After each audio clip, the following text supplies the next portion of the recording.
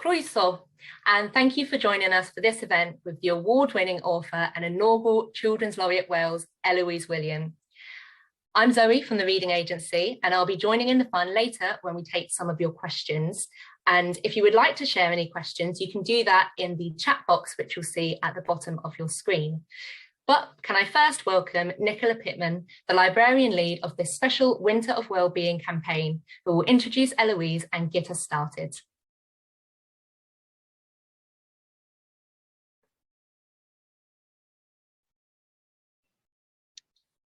Sorry, I'm just trying to turn my camera on. It doesn't seem to want to do it. But hello, everybody. My name is Nick, and I'm a librarian, which is an amazing job to have.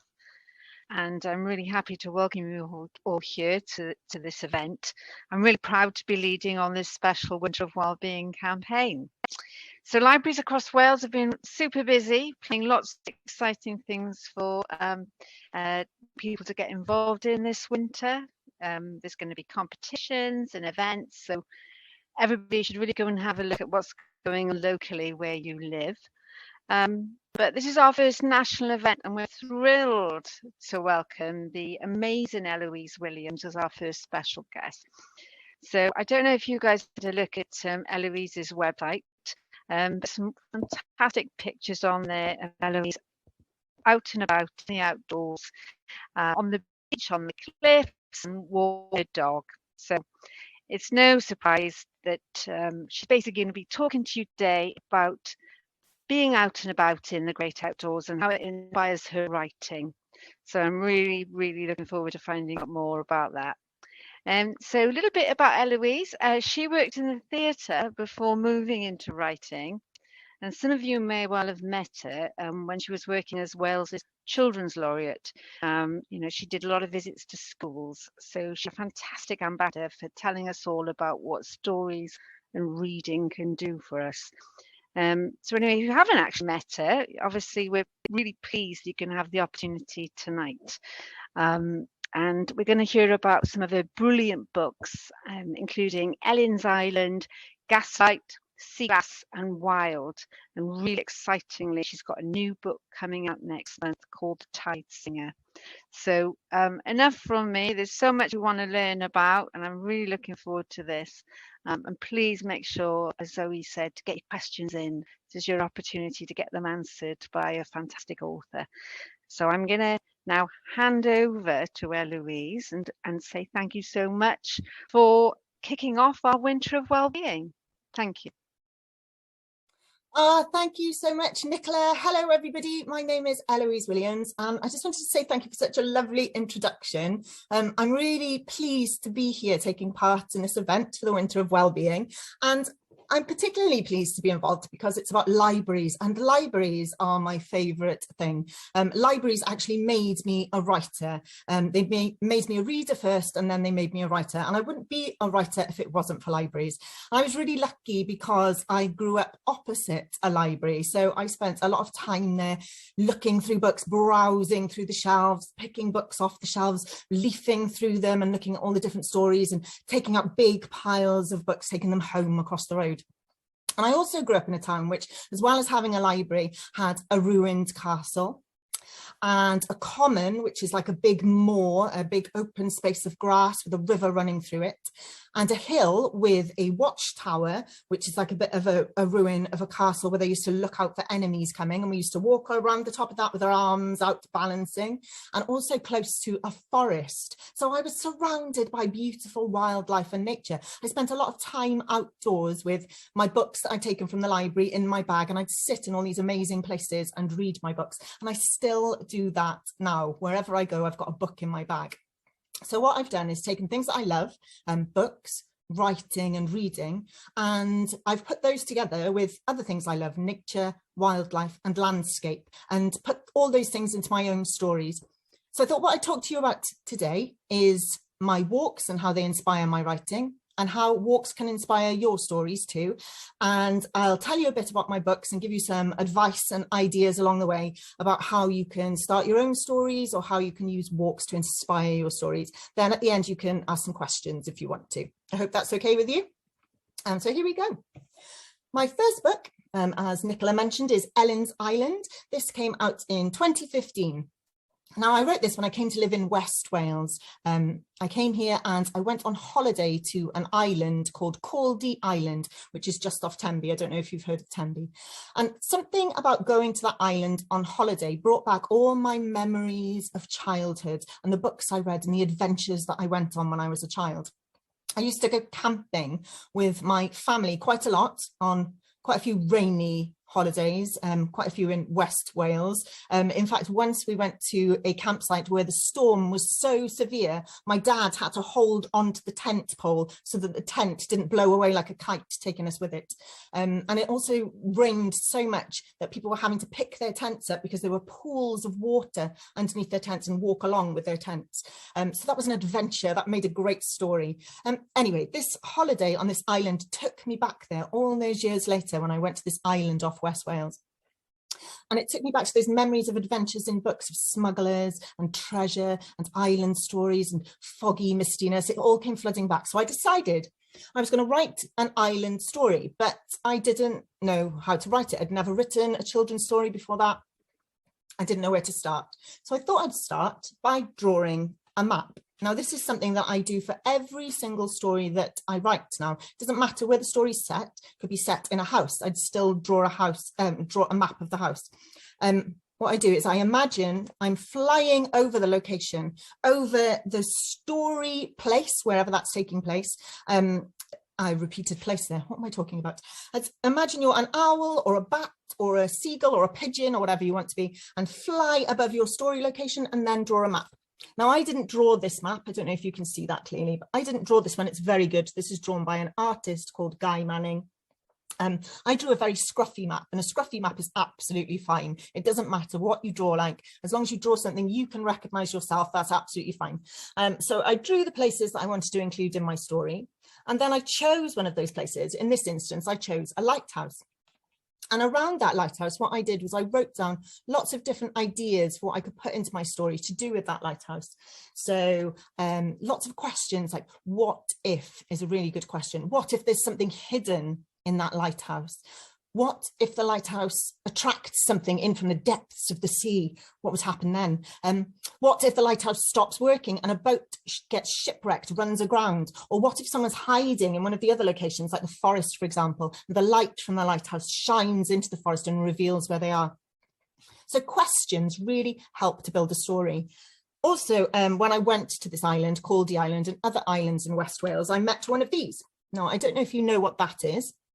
It's a puffin. I didn't even know we had puffins in West Wales. So when I saw one of these, I didn't know what it was first, and somebody told me. And then I thought, oh, what a brilliant, comical, beautiful bird. And it's got a very beautiful painted kind of face. It's red and purpley blue and yellow. It's got a very comical expression, like it's confused. And when it goes to land, it puts its feet out and its wings out as if it's afraid of landing. So it's very, very funny to write about. I fell in love with them immediately. And also it makes a strange noise. Now, you get lots of birds that make noises like tweets and chirrups and whistles and beeps, but this bird, this beautiful bird here, makes a noise a bit like a cow lowing or a motorbike revving up. So it makes a noise a bit like this. I can't believe I just did that in front of you, but that's the noise the bird makes. And as soon as I heard that, I thought, oh, that's brilliant to put into a book. So I really enjoyed writing Ellen's Island. I put all of that wildlife into it, all those ideas, and a map, as I said, to start my story. And I really enjoyed writing it, but I wanted to write something a little bit scarier. So I'd written this lovely island story. And I thought, what else do I love? What do I want to write about? I want to write about theatre. What kind of theatre do I love? Victorian theatre. So I wrote Gaslight. Now, Gaslight is set in Victorian Cardiff, and you might think that because it's set in Victorian Cardiff, I wasn't able to walk around that landscape, but you'd be wrong, because what I did was I walked around Cardiff a lot and asked myself questions about what it would have been like in Victorian times. I also looked at, I'm not sure if you've seen this, on a lot of old buildings, there are dates of when the buildings were actually built, which is very helpful if you're researching places. And also I went to parks and I looked at the signs, and very often the signs have history about the place on them too. Now, I was inspired to write this book set in Cardiff because I spent a lot of time there when I was young, and I've got a tip for you for your writing. My mum used to walk me and my sister across Cardiff because we couldn't afford to get a bus, and to stop us from moaning about our feet, what she would say is, tell me all the things that you can see that are interesting. Now, me and my sister are quite competitive, so we would spot as many interesting things as we could, and it kept us going for hours. It gave me a really good eye for noticing detail. So when you go for a walk, ask yourself that question. What can I see that's interesting? Look up, look down, be a detective of life, because you will notice things that other people won't notice. Also, wonder about everything, wonder what's happening behind those windows, for example, what's happening behind those doors, what happened in this very spot in history, what do you think will happen there in the future? Notice details and make notes, and then that'll start your imagination going. All of those things can feed into your stories. So that's my second tip. Make lots of lists of things that are around you. So you can have wildlife, plants, birds, colours, shapes, anything really. Put anything down, just details, details, details. I ended up using lots of Victorian things I saw on my walks in Cardiff, and also weird Victorian things, because the Victorians, I don't know if you know anything about them, but they were so super weird. They did really weird things. So for example, did you know that Paris green, which is a colour, was really very fashionable in Victorian times for dresses for ladies? And so people were making these beautiful Paris green dresses, but unfortunately, to get that colour, Paris green, what you had to do is use arsenic. Now, arsenic is a very toxic, deadly poison. So the people who were dyeing the dresses green were literally dyeing themselves, all for fashion. Lovely, isn't it? What else did they do that was weird? They also took, this is really strange and a bit scary, so if you're easily scared, put your fingers in your ears. They also took photographs of dead people as if they were still alive. I think that's enough said about that. Let's move on. So I enjoyed writing a darker story, and I decided, because I enjoyed writing dark stories and because I love ghost stories, I was going to write a ghost story. Now, my ghost story, Sea Glass, was inspired by my walks on the beach and my sea glass collection. Now, I don't know if you know what sea glass is, so I'm going to show you a little bit here, and I know the lighting's not great here. I'm sorry about that. A bulb popped just before I came on. Can you believe it? So sea glass is glass that has been thrown into the sea. Before we had plastic, people used to drink out of glass bottles, and when they finished their beer or their water or their milk, they would throw their bottle into the sea, and the bottle would smash, and the sea would take the bottles and the pieces of glass, and it would roll them in the waves and the tides and the salt, and it rubs off eventually the hard edges. So these pieces of glass that I found on the beach have got soft kind of edges that you can't hurt yourself on. If you're going to collect sea glass, be really, really careful. Do it with an adult, because some pieces of glass are still sharp on the edges, so you need to be really, really careful. As you can see, they're very, very frosted as well, and very thick, much thicker than glasses nowadays. So I was out collecting this stuff, and I live close to the beach. If you've got a dog, you will know that your dog wants to go out a lot, no matter what the weather's like. And I was out collecting this sea glass, which litters the beaches of West Wales, because I'm obsessed with it, basically. And there was a fog out over the water. And because I come from Llantrisant, which is in Rhondda Cynon Taf, and nowhere near the sea, really, I didn't realise that fog can be quite dangerous. So I just thought the fog was fine. I carried on walking. The fog got closer, and suddenly I was surrounded by fog. Now, I would say to you, if you're surrounded by fog, get off the beach, because it's quite disorientating and you can lose your way. But I didn't do that. What I did was think, ooh, this would make a really interesting ghost story. What if something walked towards me out of the fog and it was a ghost and I didn't know what to do? So Sea Glass is a story about a girl called Lark who goes on holiday to West Wales. I don't know where I got that idea from. And her sister Snow is haunted by a ghost. Great holiday, like one of mine, really. For this one, I stood on the beach and noted down senses. So that's another tip for you. Tip 3, use senses to bring your writing to life. Make senses lists. What can you hear? What can you smell? What can you touch? What can you taste? What can you see? Oh, I nearly forgot one then. And I'll read you a bit of Sea Glass now, and hopefully you'll be able to notice the senses and how I've used the lists of senses that I made. It's a little bit scary. In fact, it's quite a lot scary. So if you're easily scared, yet again, put your fingers in your ears. And you might want to notice the senses as you're going along. You can put your hand up every time you hear a sense if you want to see if you can notice where I've used the lists that I made. Here we go. Oyster catchers squabble in the distance, and the fog is like a shimmering wall of white. It's gathered incredibly quickly, and suddenly it's so close I can almost touch it. I imagine what it would feel like to wear it as a cloak. There's something so magical about the way it has spun it from only thin air. If only I could wrap myself in it and never come back. I can hear Sherlock, my dog, but when I look back, I can't see him anymore. That part of the beach has been engulfed in white too. The light has dropped out of the air, and the previously faintly fishy smell has been replaced by something else, something eerie and indescribable. I try to place it. Washing on a wet day, the moment before snow falls, the numbing taste of an ice cube. Everything is shivering, billowing clouds. The waves sound so close I have to check my feet to make sure I'm not paddling. I try to find the second rock to climb it, but I can't. It isn't where it was before. Sherlock howls again, but he's further away and in a different direction. Closing my eyes, I attempt to get my bearings from the sound of the sea, but it echoes all around me, and instead of lapping, it's roaring.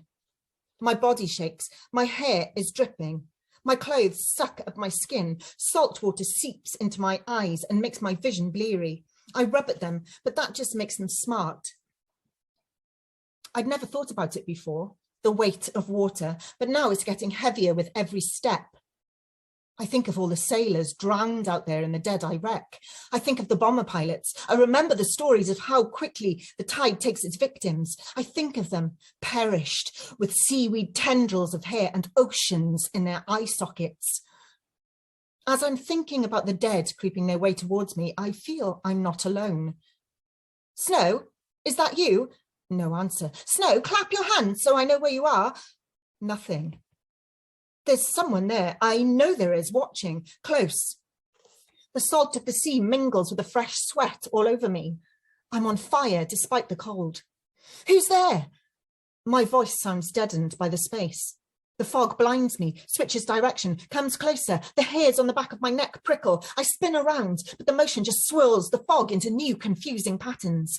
Squeezing my hands into fists and gritting my teeth, I force myself to think rationally. I'll get out of this any second and find Snow and Sherlock waiting safely for me. Without warning, I walk straight into the sea. It soaks up as far as my shins. The water sucks, trying to drag me out. I topple forward, drenching my clothes. I manage to right myself, only to be knocked again by an even bigger wave that slams me into the rocks. I feel sharp pain in my side, my shin, my wrist. I've got to get out of here. I need to keep calm. Flailing, I grip a jagged edge of rock and drag myself out of the waves. My clothes are so heavy, so cold. I will myself to keep walking, keep the sea at my back, keep up hope. I need to get away from whatever it is that's hiding in the fog. I don't understand how I know it's something bad, malignant, nasty, but I do. I can feel it in the offbeat rapping of my heart. A sound chills me to the bone. So near it is almost on top of me. Laughter. So close to my ear I can feel its breath. I stagger, my sodden clothes dragging me down. The ground gives way beneath me and I fall, cracking my head, a burning slash of pain. I see a figure looming towards me. I begin to believe in ghosts. So that's how I use the senses. A bit creepy, isn't it? I know, I'm sorry about that. That's how I use the senses and my experience of walking on the beach to write a ghost story. I really tried to bring it to life for the reader by using the senses. So use the senses when you're writing and be delighted by the things that happen around you, the unexpected things. My next book after that one was Wild, which is my latest published story, and it was inspired by a walk in the Brecon Beacons National Park. I don't know if you've ever been there. It's absolutely beautiful. You should absolutely go if you get the opportunity.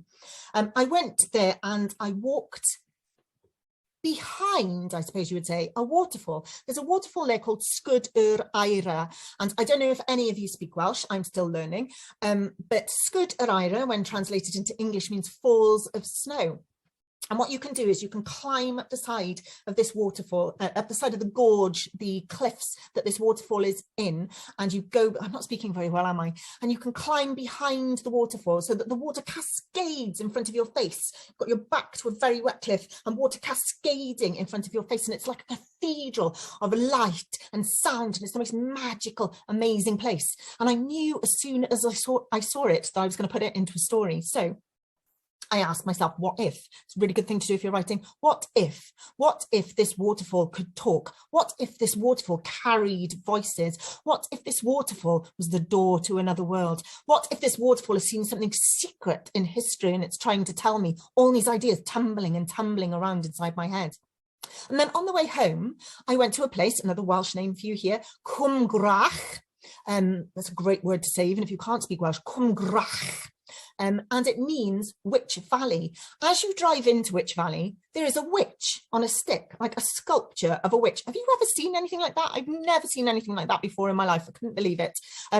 So I went to this waterfall, this magical waterfall, and then I went to Cwm Gwrach, Witch Valley, and I saw this witch on a stick, and I thought, wow, these two things are going to go into my story. So I knew that there was going to be a waterfall, and I knew that there was going to be witches. What can I do with that? What did I do? Drew a map again. Drew a map, made lists of the things that I'd seen, started my story. Here's a tip for you. Tip 4. There's a saying I love which goes, put yourself in the way of beauty, which is a lovely saying. I like to say, put yourself in the way of interesting things. Get out and about, find out what's interesting about where you live. Everywhere is interesting if you take time to notice it. Walk around your landscape and ask yourself those what if questions. Make notes, research and imagine. I thought the last thing I do, I know I'm rambling on, I thought the last thing I do before we have some questions is tell you about my latest book. Ooh, I'm so excited, which is due out on World Book Day and is called The Tide Singer. If Zoe, if you're there, if you wouldn't mind putting the picture up, that would be fantastic. There you go. That's it right there. The Tide Singer. Isn't it a thing of beauty? The cover is made by August Rowe. Designed by August Rowe, and it is a Barrington Stoke book. It's published by Barrington Stoke and it's out on March the 3rd, so very soon. You might be able to guess from the title that it's set near the sea, again, inspired by my love of the sea and nature and storms. And I actually had the idea for this one when I was paddling and singing Calon Lan, which is a Welsh song, into the sea on a very stormy day. Shall I sing Calon Lan for you? It's probably best for your ears if I don't. I'll sing you one line. Calon Lan and llawn daioni techach na lily dlos. Oh, I enjoyed that. You probably didn't, but never mind. And so I'm going to read you a bit of The Tide Singer. I've never read it to anyone before. And so apologies if I get it wrong, if I mess it up, if I stumble over words and lose my place. I tend to do that when I'm reading anyway, because I get overexcited. And also it's sometimes difficult to read to people, isn't it? Because it's hard to concentrate on where you are and getting the words correct. And sometimes the words move around the page. And so we'll just be friendly to each other. And I'll do my best. Here we go. Nervous. The Tide Singer. 1895, Carrigton Crow. Our family have owned the funeral parlour in Carrigton Crow and been the cemetery keepers for as long as history can remember. It's an important job. The town is so small and everyone knows each other, so we all feel the loss when someone dies. There are no bodies in the parlour today, so I'm free to make candles without being surrounded by dead people. The warm smell of melting wax fills the air. I think proudly of how Da and I make sure people who have passed over are treated well. After the dead have been photographed with their family, we bring them to the parlour and lay them out gently. Da builds their coffins to size and I put ornaments and keepsakes in with them. Then lay an embroidered cloth over their body. There is a neat pile of material on a shelf by the window, waiting to be decorated with initials and patterns of stitches. We take the coffins to our island cemetery by carrying them down the coffin tunnel. It leads from our backyard to the harbour, where our boat is moored.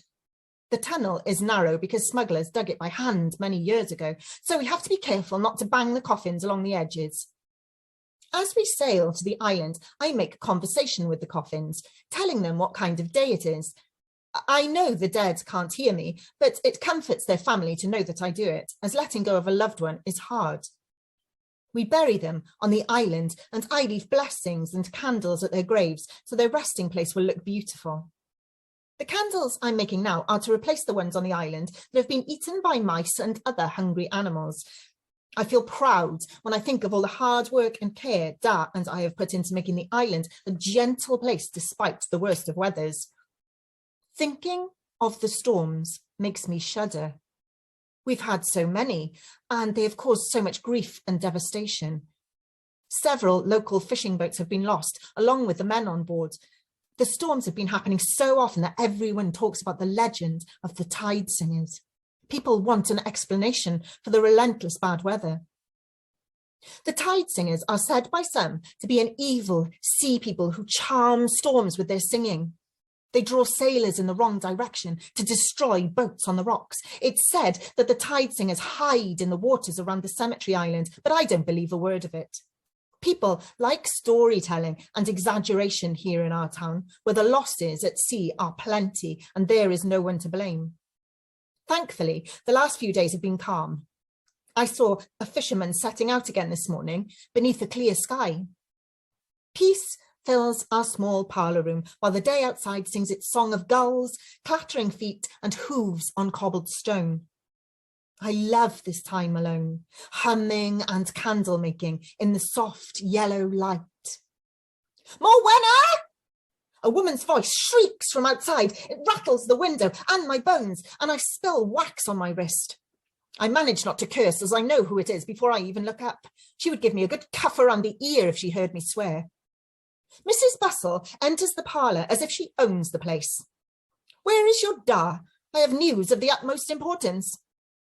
I don't rush from my work because Mrs. Bustle has very important news every day. She has made it her job to spread gossip since she was widowed. I need to be polite despite my peace being ruined because she is the oldest person in the town. Respect for our elders is hugely valued here. If you fail to mind your manners, you never hear the end of it. I rise slowly. Good afternoon, Mrs. Bustle, I say, making my voice sweet and light, despite being irritated. I will fetch Da for you. Da is making repairs to the harbour door of the tunnel. I go out into the backyard, stand at the end of the tunnel, then cup my hands and yell into its mouth. Mrs. Bustle is here to see you, Da. I hear my voice echoing further and further until it fetches Da up from the dark depths. How delightful, Da says, popping like a cork from the darkness. He pushes his glasses up his nose and the glint of the lens hides his real expression. I know that he would always be polite no matter what he's thinking, but sometimes when he's irritated with Mrs. Bustle, I can read his real thoughts in his eyes. We squeeze into the parlour, Mrs. Bustle taking up much more space than us as she flusters and swishes. Then we wait as she wrings her hands dramatically. Well, Mr. Jones, Mrs. Bustle begins, I want to tell you this news, but I am concerned it may be too fearful for your weak heart. Da smiles. He is a kind man, kinder than me by far. Mrs. Bustle, Da says, I would love to hear the news of the town, and my heart is as strong as an ox. What I have to tell you is very serious, Mr. Jones, Mrs. Bustle says. Please do not gossip it, for it is shared with only you. Mrs. Bustle shares her secrets with only us, then goes door to door to share them with everybody else.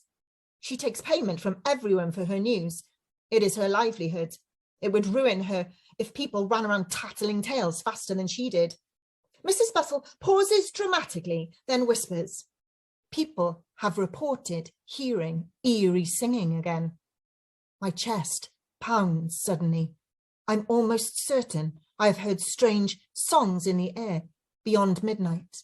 They were bewitching, unlike anything I have known before. Enchanting sounds that made me want to go down to the sea in the moonlight. I had told myself the songs were part of a nightmare, or the place between waking and dreams. Ooh, sorry for stumbling over my words a little bit. I'm really excited to have read that to you. Thank you so much for listening. So I'm just going to round up them. A few of my tips on writing, on walking for writing and imagination.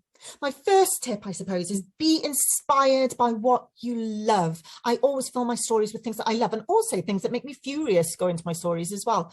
You might, if you've read Sea Glass, you might notice how angry my main character Lark is. And I think sometimes you have a right to be angry because there are lots of things to be angry about. Draw a map when you start. That's a really good thing to do.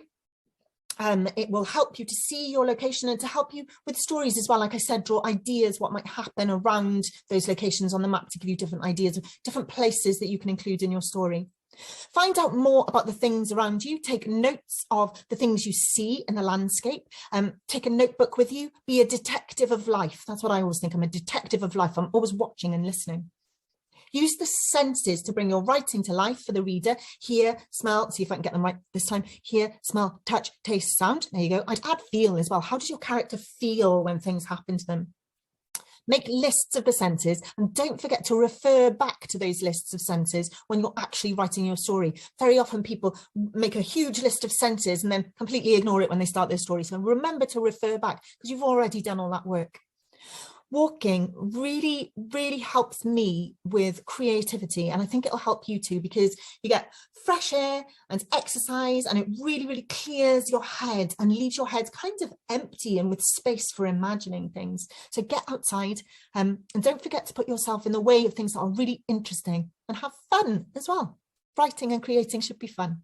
So thank you so much for listening. I think we will draw my rambling on to a close now, and I think that we might have some questions.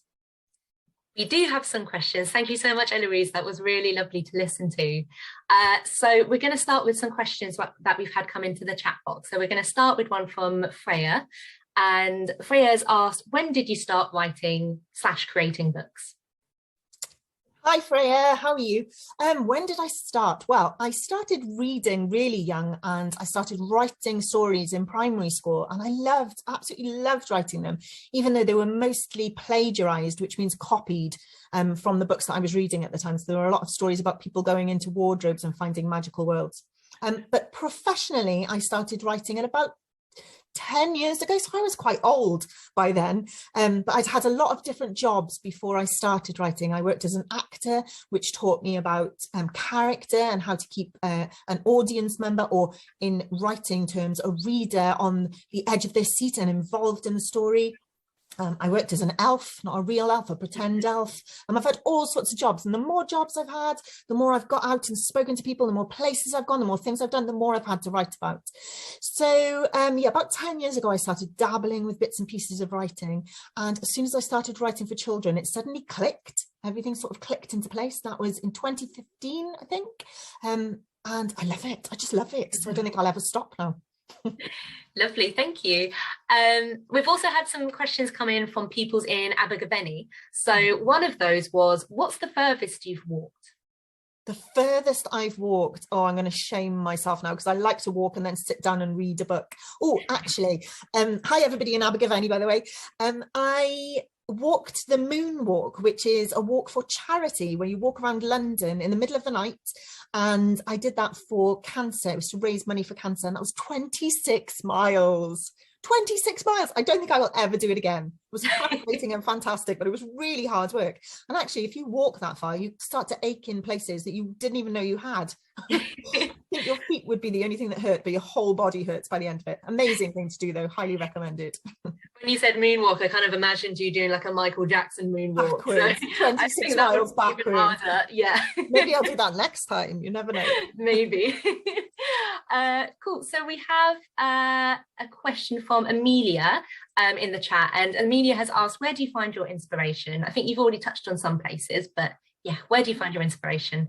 It's a great question, Amelia. All the things that I've said already, walking around, taking notice of things.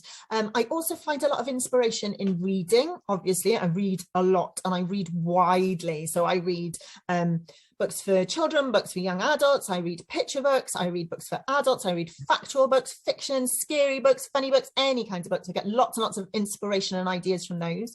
Also from watching films, there might be some tiny little thing in a film like that will really interest me. So in Gaslight, I was watching, I can't even remember what film it was, but there was one tiny character who was a maid and she didn't have a story in the film, and I thought, oh, it'd be really interesting to write about this maid who's not really a maid, but she's dressed up pretending to be a maid so she can steal things from this house, which is giving stuff away about Gaslight if you haven't read it. But yes, sometimes from films, sometimes from music as well. You can put on some music and listen to certain songs and they set you off, set your imagination going. So all over the place. It's choosing which ideas to concentrate on, I think I have a problem with. Brilliant, thank you very much. So we also have some questions from students at St Mary's RC Primary School in Chepstow, and I think they're also watching along now, but they've actually sent in videos of themselves asking some questions. So fabulous. Bear with me one moment, I'm going to bring those up on my screen and we can hear directly from them. When you're out walking and you have a good idea, how do you remember it to put it in a story? Do you bring a notebook with you? Cool, so that question, brilliant question. When you're out and about, how do you make a note of all these ideas that pop into your head? And do you have a notebook on you? That is such a good question. I used to make the really silly mistake of thinking that if the idea was good enough, I would remember it. So I forgot a lot of ideas and it was really annoying. So now I always carry a notebook. I've just bought, oh, I've got one here somewhere, bought a new, beautiful new notebook that hasn't been written in. My favorite thing in the world is to write on the first page of that notebook. Before that, when I was writing things down, I'd be writing them on receipts or on my arm, which I don't suggest you do. Here's my beautiful notebook. Ooh, look at that, sparkly. Yeah, I have to write things down straight away, otherwise I forget them. Sometimes I put them in my phone if I have to, if I've forgotten my notebook, but usually I've got a notebook with me now. I try to be quite organized. Brilliant, thank you very much. Cool, we'll go to the next question. How do you decide what is scary and fun versus too scary for readers? So another great question. How do you decide what is too scary for readers? Oh, that's such a good question. How do I answer that? I think I don't really think that much about it, because I think if you're reading a book and you're too scared, you'll put it down, and that's fine. If you find something too scary, then you can put it down. You can come back to it another time when you're older or when you feel like reading something really scary. But because what I do when I'm writing a character is I try to put myself inside the head of the character. So I try to think about how they're feeling, how they're reacting. So really, I don't want it to be too scary for my character, I guess. Also, I don't use much that's gory or violent or anything like that. I use more atmospheric stuff. So a lot of it is down to the reader to imagine what's happening and imagine the scary things. So I guess that it becomes as scary as you want it to be in that case. You can always put a book down if it's too scary. You can. Personally, I love a story that's a bit creepy and scary. I loved your reading just then. It was very atmospheric. Oh, thank you. Cool, so on to our next question. Who would you be if you could be a character in any of the books you've read? So this is a hard one. So if you could be a character in any of the books you've read, which would it be? Ah, that's too hard. Who would I be? I suppose there are so many characters I'd like to be, but I wouldn't, because things happen to them and I wouldn't necessarily want to happen to me. So I've just read a brilliant book by a writer called Jennifer Killick, which is a fantastic book, and I'd love to be in that book, but there are huge creepy spiders in it, so I wouldn't like to see them. So I guess I'm going to go for Lucy from The Lion, the Witch and the Wardrobe, only because she walks through a wardrobe and she finds a brilliant magical world with talking animals and snow, and actually there's a scary witch, so no, I don't want to be her either. Loads of different characters. I love entering the world of a character. Definitely. I remember I was so jealous when I realised that not every wardrobe actually had a portal at the back of it, and it was a very disappointing moment for me in my childhood. We've all been there and had that disappointment. It's a great choice. Brilliant. I'll go on to our next question. What books make you feel better now when you were sad or worried? And what was it when you were younger and why? So when you're kind of feeling down and worried now, what books do you go to make you feel better? And what were those books when you were a child as well?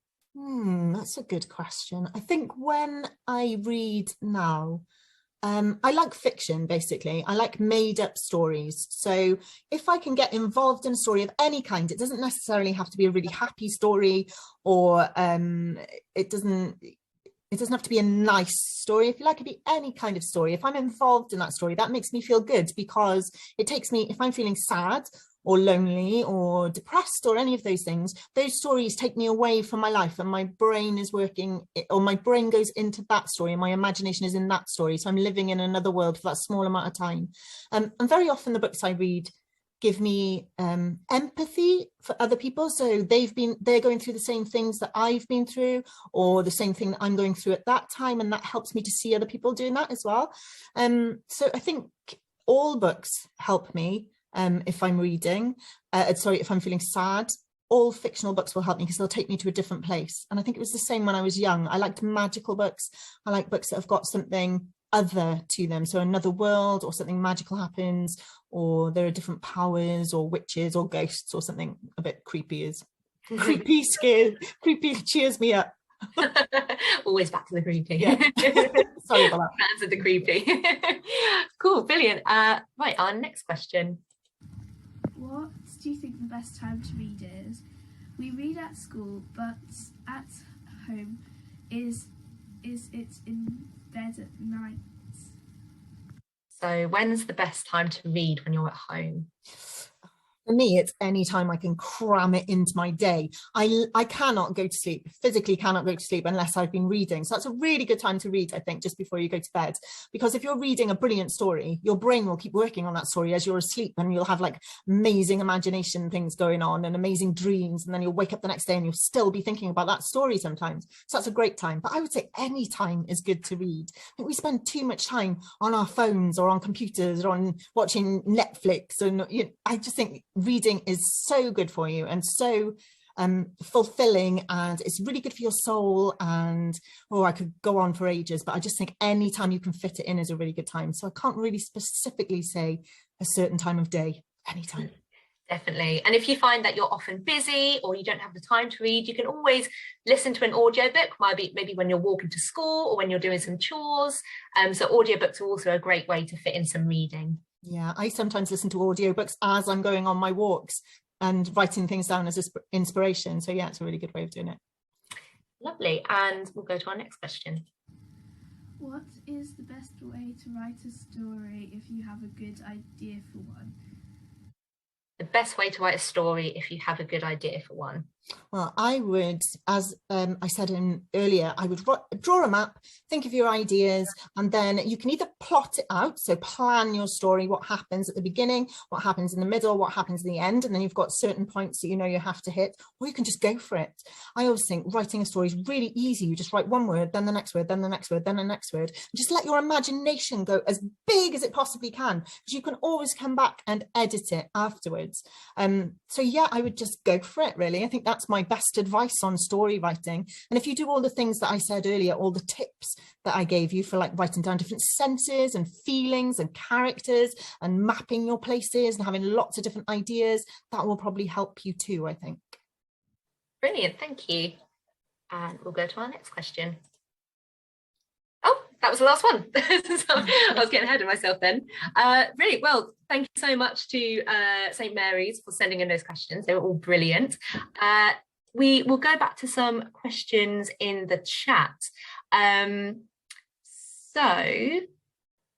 We have a question. I feel like we've probably answered this already, but Freya again asked, do you enjoy scary books? I do, Freya. I'm afraid I do. I love creepiness. What I like about it, I think, Freya, is that I like to be in a position where I'm really safe and I know nothing's actually going to happen to me, but I can find out how scary my brain can make things for me, or how other people can be in scary situations when I'm reading. And I know it's not really happening. So it's just fun. Definitely. I think we have a few more questions from pupils in Abergavenny, actually. So somebody there has asked, is there a children's book someone else wrote that you wish you'd written instead? There's a YA book that someone's written that I wish I'd written. I read recently. It's called The Blue Book of Nebo. And the reason I wish I'd written it is it's a great story. It's a dystopian, which means that it's kind of set in the future and things have gone a bit wrong. But it's so beautifully written and poetically written. I like books with lots and lots of surprises in them. So the language, the way the words play together and in unusual patterns. It's a little bit like poetry and prose together. So I loved that book. There's also a book called The Shark Caller by Zillah Bethel. I wish I'd written that as well, because it's just fantastic. And what else? Oh, there was one more as well. October by a writer called Katia Balin.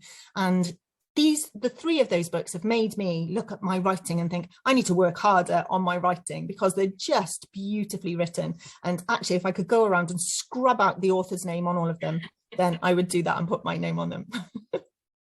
Brilliant, thank you. They're all really lovely recommendations too. Again, somebody from Abergavenny has asked, do you ever write outside, and do you find that maybe helps sometimes with the creative process? Yeah, absolutely. So when I was writing Sea Glass, I did quite a lot of writing on the beach by hand, particularly when I was making notes to start with and writing down the senses and the different things I could see, and like just noticing things, just sitting there for ages writing things down. And I also stood in the woods when it was getting dark writing, because I wanted to see if my scene, this relates to one of the earlier questions, if my scene was scary enough to scare me a little bit, and it did. So I was actually writing it there, and it does help because you can put your hands out and you can touch things and see how they feel on your fingertips, and you can smell things, and you can put yourself in the moment of that character. You can put yourself in their situation and feel how it feels to be them at that moment. So yes, sometimes I write outside if I can. Lovely, thank you. Somebody has asked, which of your books that you've written are your favourite, would you say? And while you answer that question, I'm actually going to share some photos that you shared of kind of places in your local area that I wasn't able to share earlier, but just as you were talking about the places you like to go to write, I thought it'd be really lovely to share them. So I'll leave you to answer that, and I'll get some lovely photos up. Okay. I forgot what the question was. Which of your books is your favourite? My books, that's why I forgot what the question was. It's too horrible. What a horrible question. I feel sad for the other books. I don't know. I like all my books for different reasons. And some days there are bits in my books that I wish I'd written better. I think you always feel like you can write stuff a little bit better, and sometimes it's just too late. So I think my favourite at the moment, probably The Tide Singer, because I've just finished working on it. You just saw a photo then of me standing there singing Calon Lan into the sea. But I also really loved writing Wild because of the waterfall and the magical elements, and I loved writing Sea Glass because of the ghostly elements, and I loved writing Gaslight because of the theatrical elements. And I don't know. I like them all for different reasons. I think they're all quite different as well. You can see my dog Watson Jones in those photos there. He writes the stories, really. Lovely, thank you. So I think we've got time maybe for a couple more questions. So somebody asked, why did you switch from acting to writing, and do you miss acting at all, and does it help your writing? Why did I switch? I got to the stage. Acting's a really interesting job. You learn other people's words and you say other people's words, and sometimes I got to play amazing, brilliant parts, like the Scottish lady. I'm allowed to say it, I think, Lady Macbeth, who's got it's meant to be bad luck to say Macbeth, but I got to play these hugely brilliant, amazing parts written by Shakespeare and the greatest writers of all time. And then sometimes I got to play really terrible parts. And there was one play that I was in where I was just a fence, and I just stood there with my arms out like this, and that was my entire part. So it was a difficult and interesting career. I was away from home a lot, traveling around to different theatres, and I just found one day I was there on stage, and we got to the end of a performance and everybody clapped, and I thought, oh, do you know what? I think I've got a lot to say now. I'd like to write my own stories, use my own words, use my own ideas, and see if I can get anywhere with it. And I found that the training that I did with writing and the experience of being in all those different plays and listening to those brilliant writers and playing all those different parts really helped me with my stories. So I find that much more creative than I ever did acting. Also, I'm really shy and nervous, and I suffer with, or I shouldn't say suffer, I live with anxiety. So getting on stage was quite difficult for me sometimes because I don't like being in front of people. I like being on my own, or I like chatting to people like you where I don't have to worry too much about messing up and stumbling over my words. So it was a lot of pressure. So no, I don't miss it at all. I find I can be creative whenever I want to. I can write whenever I want to, wherever I want to. So it's a brilliant feeling. And I can be any character I want to as well. I don't have to be a fence anymore. Yeah, I can imagine it's a lot more fun being an author than being a fence. Lovely. So I thought the question that we would end with, somebody has asked, what would you like to write next? Or what are you writing next? Oh, wow. I'm just working on edits for an Elizabethan story set in London this time. So a Welsh girl goes to London. It's called Honesty and Lies because there's an awful lot of lies in it and a little bit of honesty. And that has been fantastically fun to research because there's lots of espionage, which means like spying, and lots of plotting and trying to kill the Queen, and it's all very dark and actually really interesting to research and walk around London like I did for Gaslight. I walked around London and looked at lots and lots of Elizabethan buildings, like the Globe and the museums. They have lots of exhibitions and stuff, and yeah, it was good. Lovely. Well, that sounds brilliant. Looking forward to hearing more about that. So I think that probably brings us to the end. So thank you so much, everybody, for watching along. And of course, thank you so much, Eloise, for that brilliant talk. I learned loads in that. So as you saw, The Tidesinger is out in March. So you'll be able to buy it in bookshops and online, and of course, borrow it from your library as well. This was a really lovely start to our Winter of Wellbeing event series. And you can find out more about the Winter of Wellbeing by visiting the website, which is winterofwellbeing.readingagency.org.uk. So you can see what's happening in the weeks ahead, including, of course, the launch of our Winter of Wellbeing book list, which has been nominated by young people across Wales, including you, and that will be revealed on Monday the 14th. So look out for that. So thank you so much again, everybody, Eloise and also Nicola, for welcoming us as well. Have a lovely rest of your evening, and Yolk. Thank you. Bye.